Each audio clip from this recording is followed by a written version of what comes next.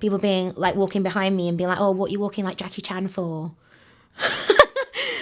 And I got really self-conscious. I was like, do I walk like Jackie Chan?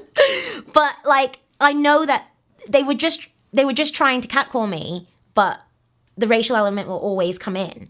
And like the typical one of like, oh, ni hao, ni hao. If I don't answer, they'll go to like, oh, konnichiwa, innit? Like stuff like that.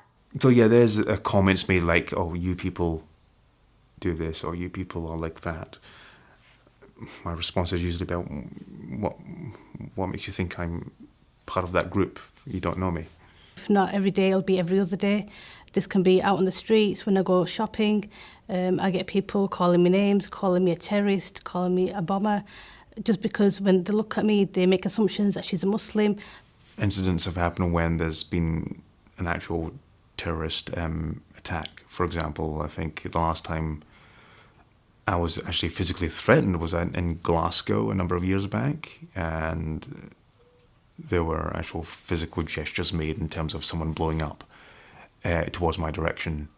The mentality of some people of what's happened since the 9/11, they assume all Muslim people are bad people and are related to the ISIS.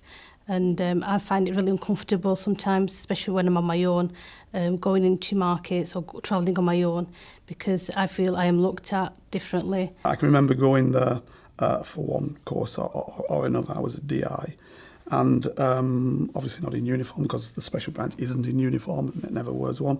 So I'm walking in there, but I should explain, you can only get in by showing a warrant card. It's heavily gated. They've got barbed wire all over the place. So we're walking in this place, and there was a woman of Asian heritage. So I'm trying to explain that race isn't orientated to one set of people.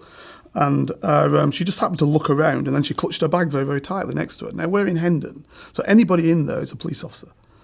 You cannot be in there without being so. Growing up in my local area in Glasgow, it's quite terrifying, I'd say. Kind of left me socially excluded. I went to pick up someone from the station, and she was there quite lost and bewildered, and she let me know that someone had stolen her handbag, and I spent a good hour helping her find this handbag.